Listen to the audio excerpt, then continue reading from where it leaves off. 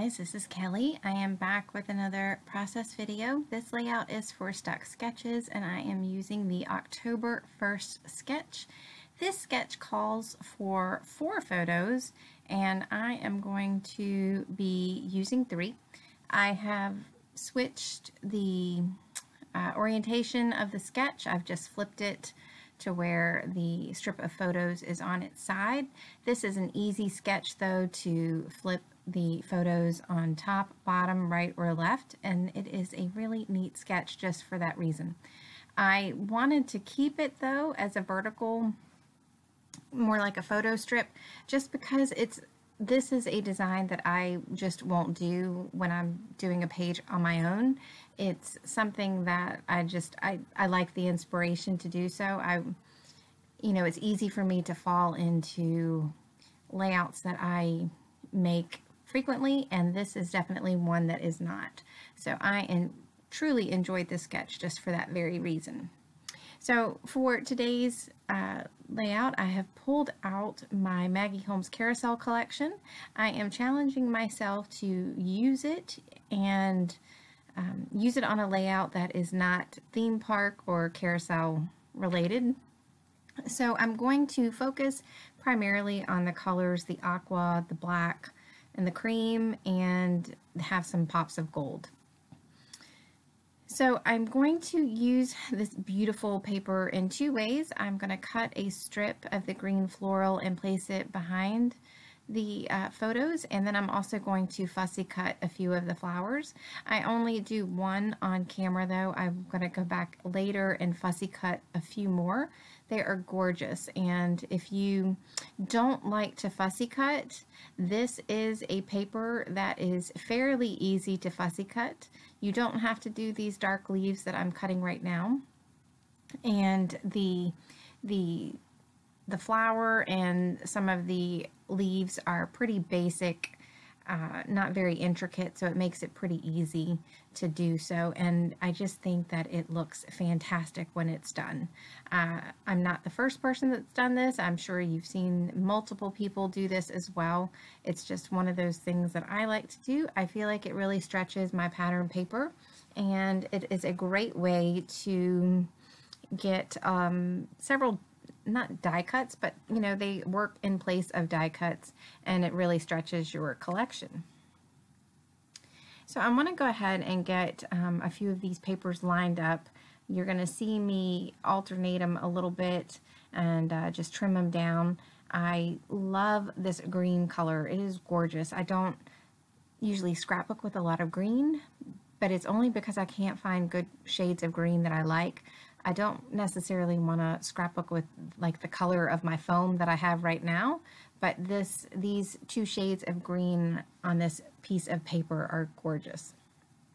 And I like the fact that it has a little bit of the aqua in it, and it just seamlessly blends. Yes, I know it's a collection and they're made to go together, but sometimes I think that the colors that they put together are a bit of a stretch, but in this case, not so much. So I will say that this layout did take me a while to make. It was just because of my schedule. It's been crazy the past couple of weeks. So for me to scrapbook, it has been, 20 minutes here, 20 minutes there, maybe 10 minutes here. So forgive me if it's a little disjointed.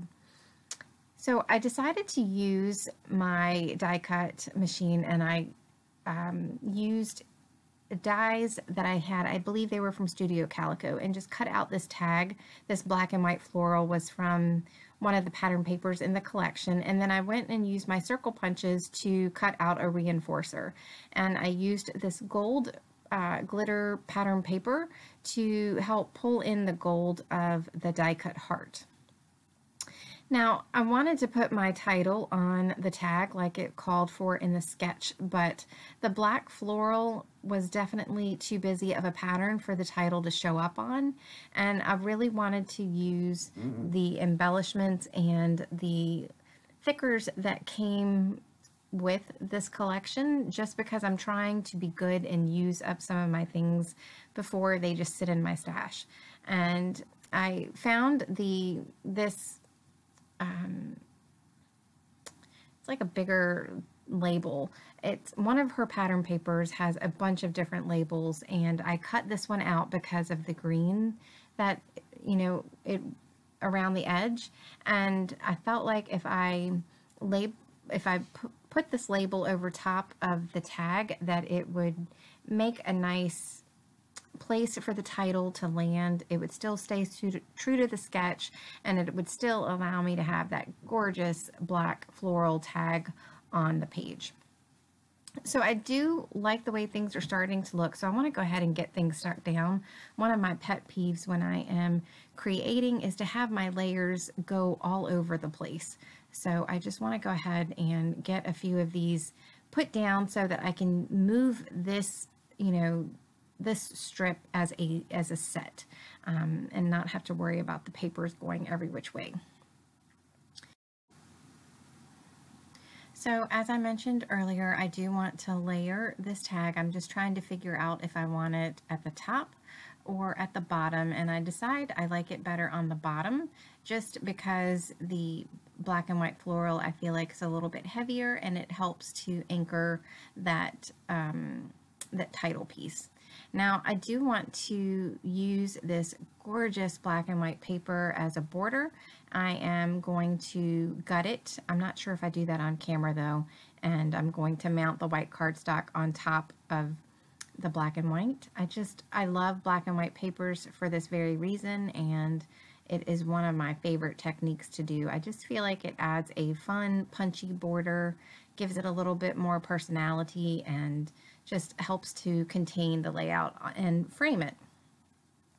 So at this point, I was trying to get these flowers that I had fussy cut to work, and I thought briefly that I would take away the tag, but I really wanted that tag to go on the page. So this is, you know, one of those times that I, you know, had maybe 10 minutes and I was just kind of playing around with some of the embellishments, just trying to figure out what I wanted to go where. I wasn't sure if I wanted to journal on this page just because there really wasn't anything to be said. These are just pictures of my kids. They were goofing off. I wanted to try to get some pictures of them before they started school so that I could have just good ones since they're going in their senior year and sophomore year. And these were just some of the off takes of them goofing around. So I know that I wanted to add some gold sprinkles with the Heidi Swapp Color Shine, and I just put that in the upper and the lower part of the page in a diagonal pattern. That way, when you're looking at the layout, it reads as a page, and you know, the mist goes from the upper left where that cluster is to the bottom right where that cluster is. For this one, I wanted the mist to just be where my main clusters were. So in a little while, I will come back and add some mist in that lower left-hand cluster as well. So you will see I moved this picture around a couple of times. I want them not straight. The sketch does have them scattered a little bit, and I liked that look. It's just me trying to get it on an angle that I like, that's not too much of an angle, that it looks right. The cluster that I have over the picture doesn't really cover up anything other than his shirt and his, you know, maybe his arm. You know, you get the gist of it. It doesn't matter how much of, you know, his arm is covered. So I do have my T-square ruler to help me line up my tag. You know, it is just one of my favorite tools. It makes me place things. It makes me feel like I'm placing things. What am I trying to say? I guess it's easier for me. It's not that it has to be perfectly lined up. It's just I know that it's pretty much straight when I do it that way. It may not be 100% perfect, but my eye is not going to catch it. I tend to catch things when they are not quite straight or a little bit off, and it does drive me crazy. So this little tool that I think was $2.50 or somewhere around that is well worth it for me. So I had thought about using my craft foam to pop these flowers up, but I ended up using my thinner foam adhesive. I decided on that just because I wanted the flowers to be not as high as the main photo that I have backed behind that die cut, and it's just for something different. and I'm going to do the same with this one as well. And it also made it a little bit easier to get some foam on the ends of the leaves because I really wanted those to stay up as well. I love the little bit of dimension that putting things on foam or using the foam dots really brings to a page. So I'm going to go ahead and get that stuck down, and in just a minute I'm going to bring in some gold twine, and I am going to play around with adding some twine to one of the tags. Now when I have two tags, I generally don't put twine in both of the tags unless I keep it pretty short. It's something about having a lot of twine in tags that for me personally, I can't make it look right. So for this one, because there's a lot of white space above, I wanted to loop it and just give it another, some more visual interest to the page. And for the second tag, because it has that gold glitter reinforcer, I'm either going to leave it or I will cover it with a button or a brad or something like that. So while I'm looking at it, I'm trying to think what I want to do. And I will go through in a little bit off camera and look through some buttons and find something that has been in my stash for ages, but it's perfect to go on it. So one of the last things that I am going to be doing is going through the puffy stickers to see what I can get to work on the page. I really, really, really wanted to get that bow on the page. I love bows. I love the black and white polka dot, but I just couldn't find a good place that I liked to rest it. So I am going to take these gold sequins and I'm going to put a few of those in a couple of different places around the clusters. And I'm also going to pull in some sequins from Spiegel Mom Scraps. I'm not sure if I do this on camera or not.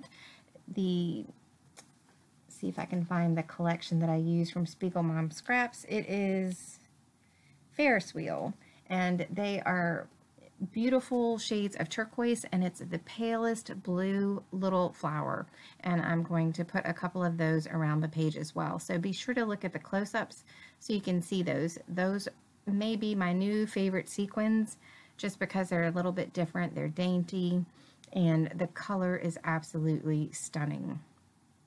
So that's it for me. I hope you guys have enjoyed this layout. Please be sure and check out the Stuck Sketches blog spot where you can see the new design team and the layouts that they've created and links to check out their blogs. And also, as usual, we invite you to play along, use this sketch, and upload your creations to the blog post for a chance to win a prize from two of our sponsors for this sketch. So thanks again. I will see you soon. Take care. Bye.